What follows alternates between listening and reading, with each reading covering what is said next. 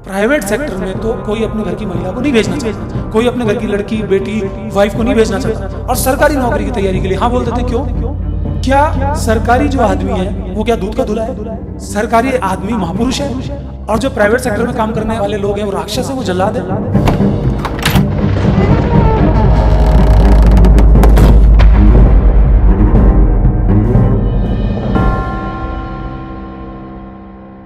मतलब सरकारी नौकरी का माइंड सेट होने के बाद में जिस तरीके से अनमोल ने बताई है, जो विकृतियां समाज में आती है, सरकारी नौकरी हो गई, वो शादी करेगा चाहे कितनी भी चरित्रवान और बहुत टैलेंटेड उसकी वाइफ है, लेकिन एक ही मेजरमेंट है, एक ही माप है कि वो सरकारी नौकरी में है, तो वहाँ आगे परिवार की विकृतियाँ आगे बढ़ती जाएंगी, फ्रस्ट्रेशन होगा, एज वेल एज माँ बाप जो ये चाहते हैं कि बच्चा बहुत ज़्यादा पढ़ाई करे, आईएएस बने, डॉक्टर बने, इंजीनियर बने, व्हाटएवर जो उनका एम है बच्चे के ऊपर लादते हैं। क्या वो पेरेंट्स सुखी रहते हैं? देखिए, सुखी रहना है ना, ये इंटरनल कंसेप्ट है। पहली बात तो बाहर से कोई सुखी रह ही नहीं सकता, ये तो अंदर की सोच है ना, अंदर हमारा मन सुखी रहता है। बाहर क्या गतिविधि हो रही है अपन उसको मन में लेंगे नहीं तो हमारे दुख कैसे आएगा? हमने खुद ने पहले कामना बनाई, वो पूरी नहीं होती तो क्रोध आता है। क्या हमको पता नहीं है क्या? आज क्रिकेट टीम के लिए कोई तैयारी कर रहा है, 11 जने सेलेक्ट होंगे, हज़ारों की तादाद में क्रिकेट खेल रहे हैं, प्रोफेशनल क्रिकेटर्स लाखों हैं वैसे तो कितने सेलेक्ट हो जाएंगे? इंसान को समझना पड़ेगा। सिलेक्टर्स भी क्या करेंगे? अगर सेलेक्टर्स प्योर तरीके से भी काम करें तो क्या गारंटी है कि उसका सिलेक्शन आपको सही लगा है? तो क्या गारंटी है कि अगर रियल में ईमानदारी से परीक्षाएं हो भी रही हैं, वैसे तो नहीं होती हैं, लेकिन अगर ईमानदारी से परीक्षाएं हो भी रही हैं तो कौन सा बच्चा कितनी तैयारी कर रहा है और वो हो जाएगा, और सरकारी नौकरी लग जाती है तब क्या हो जाता है? जिस तरह से पेरेंट्स अपनी ज़िंदगी में अस्तित्व को बचाए रखना चाहते थे, सिक्योर होना चाहते थे, अब वो बड़े हो गए, अभी भी उनको चैन नहीं आता, अब वो सिक्योरिटी अपने बच्चे से चाहते हैं। क्यों?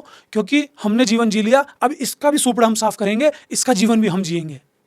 कि हमने तो जी लिया, अब सरकारी नौकरी इसकी लग जाएगी तो ये हमको देता रहेगा।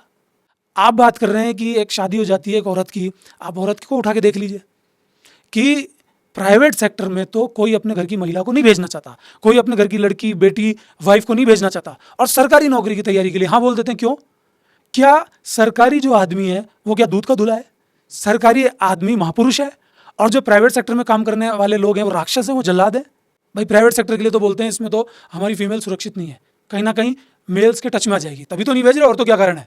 तो ये अपना खुद का माइंडसेट है, इसमें चालाकियां हैं, इसमें सत्यता कहीं भी नहीं है। कुल मिला के चालाकी है, पैसा पैसा करने का सीन है, और पैसा भी सुरक्षित तरीके से चलता जाएगा, फिर उसके बाद इतना पैसा जमा हो जाएगा, ज़िंदगी बिल्कुल सिक्योर, उसके बाद कुछ भी करो, निकालेगा कोई है नहीं। गलत काम आपके सामने ही है, कितने लोग गलत काम कर रहे हैं। एक छोटे से बच्चे को सेलेक्ट होने के बाद जो आईएएस के लिए सेलेक्ट हुआ है, पहले ही सिखा दिया जाता है कि तू इस संस्थान के लिए बोल, इस इंस्टीट्यूट के लिए बोल कि मैं यहाँ से पढ़ा हूँ। तो जब वो बच्चा उसी क्षण बिक गया तो क्या गारंटी है वो आगे नहीं बिकेगा?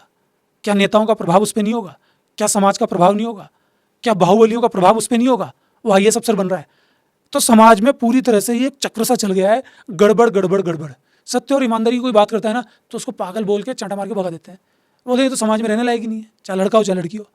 तो इसलिए सुख आता है अपने मन से, आनंद आता है अपने मन से, वो किसी सरकारी नौकरी या प्राइवेट नौकरी से नहीं आता। अगर अपनी मर्जी का काम नहीं करेंगे तो मैं आपको गारंटी देता हूँ फिर तो सुख आएगा भी नहीं। तो कम से कम पहली शर्त तो ये है कि पैसा आया नहीं आया, जिंदगी कैसे चली पता नहीं, अपनी मर्जी का काम जरूर करें। क्योंकि मेरी आंखों देखा अत्यधिक लोग ऐसे हैं जो अपनी मर्जी का काम नहीं करे, लेकिन बाद में उनको रिग्रेट होता है, बाद में उनका मन भटकता है, यार ये काम करने में मजा आ रहा है, यार हम तो गलती फंस गए। तो मन का काम होगा तो जरूर सुख मिलेगा।